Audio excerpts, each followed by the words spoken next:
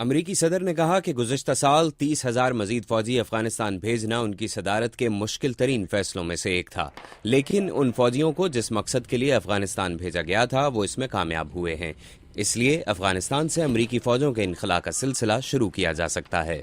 We will be able to remove 10,000 of our troops from Afghanistan by the end of this year. ہم اس سال کے آخر تک افغانستان سے 10,000 فوجی نکالنے کے قابل ہوں گے اور ہم اگلے سال موسم گرما تک 33,000 فوجیوں کو واپس لے آئیں گے۔ اس ابتدائی کمی کے بعد جیسے جیسے افغان فوجیں مرکزی ذمہ داری سنبھالیں گی، ہمارے فوجی ایک مستقل رفتار سے واپس آتے رہیں گے۔ ہمارا مقصد لڑائی سے مدد میں تبدیل ہو جائے گا۔ سن 2014 تک منتقلی کا مرحلہ مکمل ہو جائے گا اور اپنی سیکیورٹی کی ذمہ داری خود افغان عوام پر ہوگی۔ صدر اوباما نے اپنی تقریر میں یہ اعتراف کیا کہ جنگ زدہ افغانستان میں امن سیاسی مفاہمت کے بغیر نہیں آ سکتا، لیکن انہوں نے زور دیا کہ مفاہمت کی کوئی بھی کوشش افغان حکومت کی طرف سے ہونی چاہیے۔ Gary Thomas, Voice of America, Washington میں سینئر صحافی ہیں۔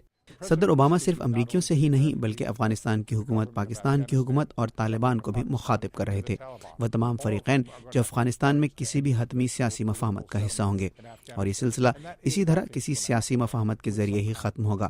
صدر اوباما کو فوجیوں کی اتنی ہی تعداد نکالنی تھی جس سے یہ نہ لگے کہ صدر کرزئی کی مشکلات میں اضافہ ہوگا اور طالبان پر اتنا فوجی دباؤ برقرار رہے کہ وہ مذاکرات کی میز پر آئیں، اور کسی بھی امن معاہدے کو گارنٹی کے لیے فوجی طاقت کی ضرورت ہوگی، جو شاید امریکی فوجیں ہوں گی یا بین الاقوامی افواج جو کسی بھی ایسی سیاسی مفاہمت کو یقینی بنائیں گی جس پر تمام فریقین متفق ہوں۔ امریکی صدر نے اپنے خطاب میں کہا کہ ان کی حکومت پاکستان پر دباؤ ڈالتی رہے گی کہ وہ خطے میں امن لانے کے لیے اپنی کوششوں کا دائرہ وسیع کرے۔ ہم شدت پسندی کے کینسر کو جڑ سے ختم کرنے کے لیے پاکستانی حکومت کے ساتھ کام کریں گے اور یہ اصرار کریں گے کہ پاکستان اپنے وعدوں پر قائم رہے۔